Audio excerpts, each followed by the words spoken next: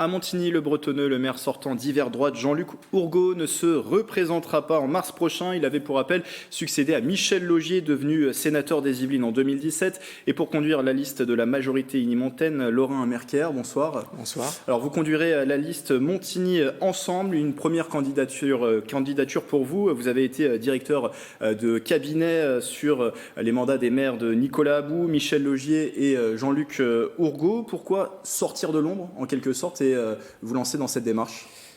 Eh bien, je pense que au fil de toutes ces années où j'ai appris à connaître la ville, à gérer des dossiers très importants et à rencontrer aussi beaucoup d'habitants,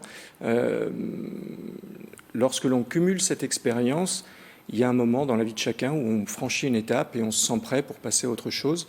Et ce rendez-vous du 15 mars arrive pour moi comme le moment en parfaite adéquation avec ça. C'est le moment pour moi d'y aller, je pense. Donc une expérience qui remonte à 2001. Vous avez presque 20 ans du coup d'expérience à ce poste. Que vous a-t-il appris ce poste et à quoi ça va vous servir dans cette aspiration à devenir maire, justement?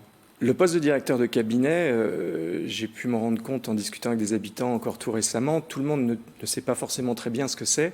C'est le premier collaborateur du maire, c'est donc celui qui est en charge de mettre en musique, en application la politique avec l'administration. C'est celui aussi qui est le relais avec les partenaires institutionnels, l'agglomération, la préfecture, et bien sûr qui est aussi en lien avec les habitants, les associations. Donc ça permet à la fois d'avoir une vision précise de la ville, des enjeux qui peuvent se poser pour la ville, de connaître les dossiers structurants qui la concernent, et en même temps d'acquérir une connaissance à la fois des quartiers et des personnes pour pouvoir mener à bien ensuite une fonction d'élu local. Dans le cadre de ma fonction, j'ai toujours été sur le terrain. J'ai toujours, dès le départ, en soirée, sur les week-ends, voulu m'impliquer dans la vie associative, dans la vie des quartiers, parce que je crois que la fonction d'élu local, c'est vraiment une fonction où on doit d'abord être au contact des habitants, le contact direct. C'est aussi la façon de faire des maires que j'ai accompagnés, et c'est aussi la façon de faire de l'équipe qui a choisi de me faire confiance pour la conduire aux prochaines élections. Alors justement, cette équipe, est-ce qu'elle est uniquement l'héritière de la majorité sortante? Vous avez souhaité tout de même apporter quelques nouveaux visages au sein de cette équipe? Évidemment, il faut renouveler une équipe, c'est très important. Il faut pouvoir mêler expérience parce que la gestion d'une ville est de plus en plus complexe. Les dossiers sont de plus en plus difficiles à monter.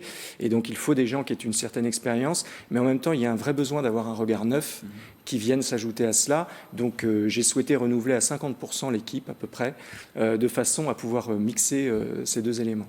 Une liste que vous revendiquez sans étiquette, même si vous êtes plutôt de sensibilité centriste? Alors, c'est absolument. Moi, je suis centriste. Je n'ai jamais été encarté dans aucun parti.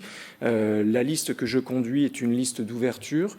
Elle a toujours été historiquement une liste dans laquelle on comptait une bonne proportion que l'on qualifie de centre-droit.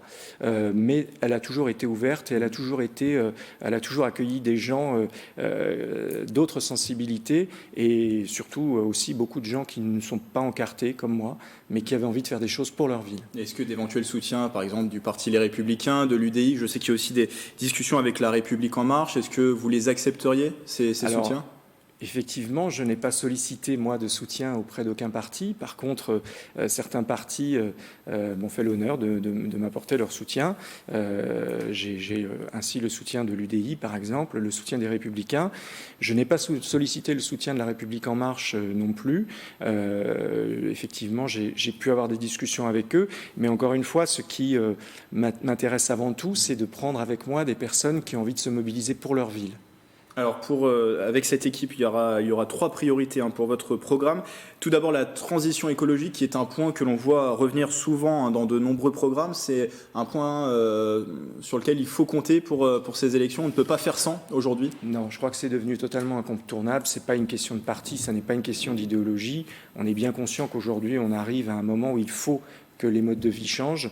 Et donc là-dessus, effectivement, je l'ai évoqué lors de ma réunion de lancement, je souhaite vraiment que nous puissions avoir un travail sur ce sujet très important parce que il faut que la ville puisse accompagner ces changements. Tout ne peut pas se faire au niveau d'une ville, mais on doit être un acteur incontournable de cela. Et je crois qu'on a la capacité de le faire. On a tout d'abord la possibilité d'agir dans chacune de nos politiques publiques en veillant à ce que pour chacune d'entre elles, on ait bien la notion de transition écologique qui soit intégrée dans les critères de choix. Et ensuite, on a aussi, par le biais de l'exemplarité, par le biais de la sensibilisation, par le biais du faire ensemble, des choses qu'une ville sait porter avec ses habitants, le moyen d'accompagner cette transition écologique et de faire tout notre possible, contribuer à notre échelle en tout cas pour que les choses puissent évoluer favorablement sur ce sujet. Il y a un autre thème sur lequel les habitants sont de plus en plus attachés, c'est la sécurité. Qu'est-ce Oui. que vous prévoyez sur ce thème ? Sur la sécurité, alors évidemment, Montigny n'est pas la ville qui présente le plus de problèmes de sécurité aujourd'hui. Pour autant, Montigny ne vit pas dans une bulle et on a des problèmes d'incivilité et parfois de délinquance comme partout. Et ce que l'on peut constater, c'est que, quels que soient les gouvernements, la réponse est insuffisante. Et l'expérience que j'ai au fil de ces 19 années, c'est que finalement, c'est le maire qui est le lien entre l'État et les citoyens, qui doit être en première ligne sur ce sujet et qui doit mettre sa connaissance à la fois des partenaires, mais aussi des quartiers et des personnes pour pouvoir mettre en place et mettre en œuvre les bons dispositifs pour pouvoir agir sur les problèmes d'insécurité. Et donc c'est vraiment pour moi quelque chose de très important et qui doit se faire aussi en contact avec les habitants qui sont les premiers concernés. On fait déjà ce travail aujourd'hui, on travaille beaucoup avec des amicales de locataires par exemple, qui sont pour moi des partenaires incontournables, car ce sont eux qui ont la connaissance de ce qui se passe dans les quartiers et c'est à leur côté qu'on souhaite mener cette politique. Alors ça c'était pour le deuxième pilier. Le troisième pilier, c'est la réhabilitation du secteur dit de l'hypercentre autour de la gare de Saint-Quentin-en-Yvelines. La ville et l'agglomération ont lancé une concertation pour la rénovation de ce quartier qui a été achevé, on le rappelle, en 1987 et qui est jugé aujourd'hui vieillissant. Pourquoi c'est un projet important pour la ville et comment finalement rendre ce quartier plus attractif ? Alors, vous l'avez dit, effectivement, c'est un quartier qui a beaucoup vieilli. Il connaît beaucoup d'usagers. Il concentre aussi énormément de choses.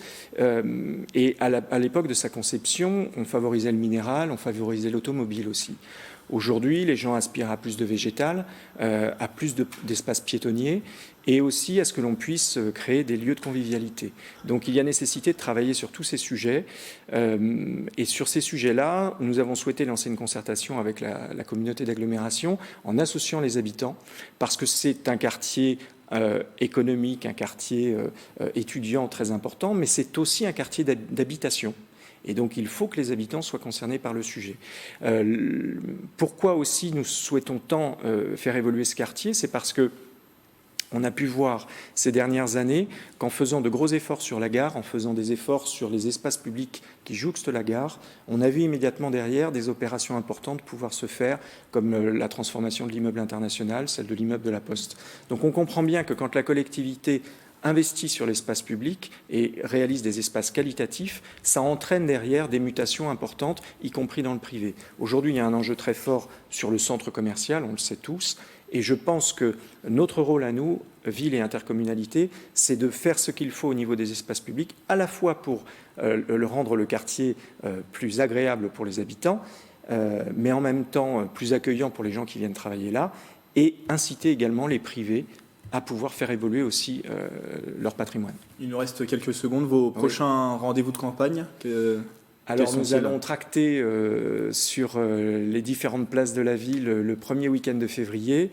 Il y aura également une réunion publique à nouveau à la salle Jacques Brel le 26 février, où j'espère que nous accueillerons autant de monde que la semaine dernière. Et puis ensuite, nous continuerons de tracter jusqu'à l'élection. Merci Laurent Merquier, tête de liste de Montigny Ensemble, représentant de la majorité sortante. Et face à vous, pour ce scrutin, au moins deux autres listes. Montigny Solidarité, conduite par l'ancien conseiller municipal d'opposition Pierre Desjean, et la liste M, conduite par un binôme, le conseiller municipal d'opposition actuel, Vivien Gasque, et également Caroline Scao.